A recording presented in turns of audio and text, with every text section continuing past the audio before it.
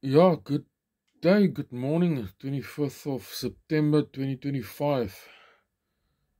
Like so many people are jumping on on social media. Yeah, I'm doing it also. But the first time I saw the announcements of these um, prophetic words of visions of rapture, and I've seen it so many times. I've seen it locally here in the town where I'm living, in the community where I'm living, where people did that, and it happened so many times, and it just the damage that it causes is so much. Now I've seen people that are responding in different ways. My response was, like, if you follow the word, there is just no date. You don't connect a date to it. We need to be ready at all times. And the message about being ready is what the Bible says: get yourself ready and stay ready all the time. And being ready is being in a relationship with Lord Jesus Christ and having oil in your lamp. That is, like those five wise virgins waiting for the bridegroom. We need to be wise. We need to be, we need to have our oil and our extra oil filled in our lamps full, and we need to be um, wide awake and ready at all times. But the problem is when these words are brought out, when these prophetic words are being announced, and people are so sure and passionately, very passionate about it. Doesn't matter who they are. Doesn't matter if they're known or celebrity or not celebrity. There has been so many times. It happened so many times, and you can see throughout history where people went off the rails. They went into um, error. They went into wrong teachings.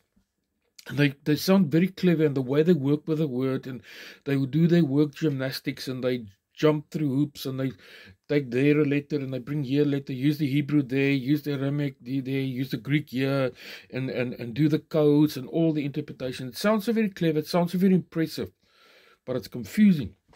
And I think the Bible's clear. The Bible's not very dull about what you need to know about the end times. We're living in the end times. We've got to be ready.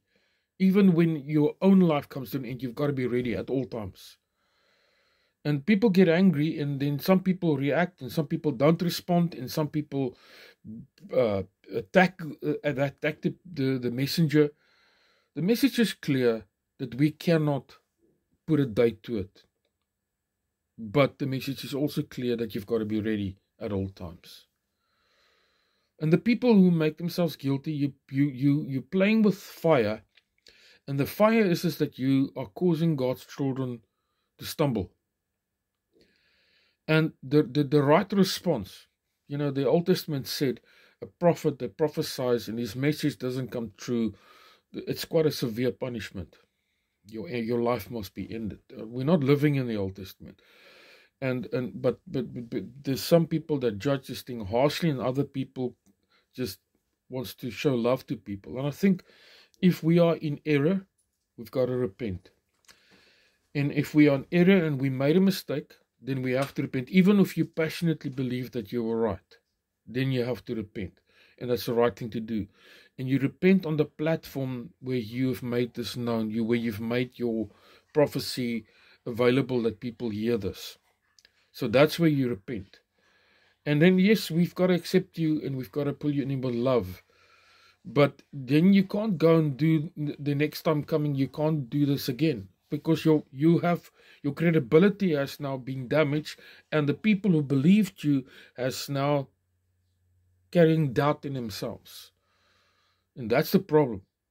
The body has been, the credibility of the body, the legitimacy of the body has been brought into question because of this. We can be passionate about some things, but everything that we are doing is not always correct. And we also must be humbled or come with humility to be corrected, and then to be brought back in love and to be raised back into the body of love. That's why it's important that we need to be part of a body, and that we need to be accountable to that body.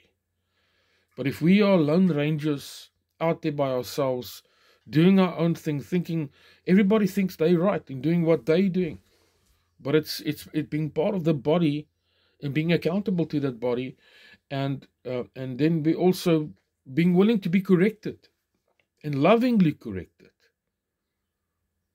Because now, if you're not accountable to anybody and thinking that you'll be accountable to anybody, you will be taken out. That's part of the enemy's plan. It's also part of the enemy's plan to damage the body. I don't know who hears this. I'm not the one who has follows, and it's not doing for follows. It's just a message, just a basic message to my own community, faith community. But the fact is that we cannot venture on these areas. For us is to love our people, to raise our people, to equip our people, to shepherd our people, and that we can all be ready, because we're living in the last days. It's a fact. It's a fact. The persecution of the church are on the horizon here in South Africa. We see what's happening. We see what the government wants to do. We see what's happening, and we see the crazy ideas, what's happening all across overseas. And we need to be wide awake.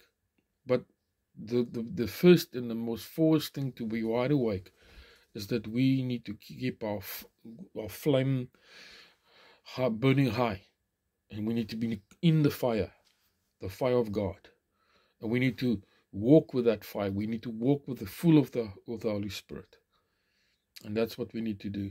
So, yes, for the people who had those visions and who messed up, let's forgive them, but let's allow them to repent, and then let's give them time so that they can come back into the fold, but become part of the body and be accountable. But it's gonna be a while before we trust you again, because we don't know. If you say that you heard a message from Jesus, then I want to ask the question: was Jesus confused when he heard this message? Jesus, which the word says, doesn't even know, only the Father knows. Why would he reveal this to you in a dream and not to other people in a dream? Why are you only appointed? So the fact is, be very careful when you repent, because you cause damage. Be very careful and repent right and relate right to the body where you are worshipping, and on the platforms that you make this known.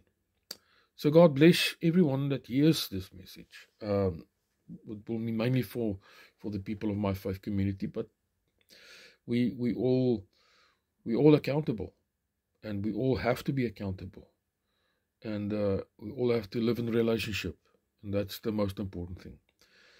But hearing this, even in today we've got to be, again, Lord, am I right with you? Lord, is my heart right with you? Have I forgiven the people that sin against me? Am I walking with love in my heart towards everyone, but the love of God? Am I preaching the gospel message through my life? Is my life a testimony for the kingdom of God? Am I reflecting God correctly?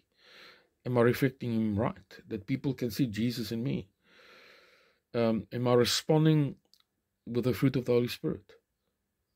And can people see Jesus in me? And am I ready to go when He comes? And will I be received? And that's only you can be sure of that. But it lives out in the community of faith. And we live as we live with the community of faith. That is where you grow. That is where you are being tested. That is where you grow stronger and be encouraged and be protected. God bless you. Have an awesome week and an awesome weekend.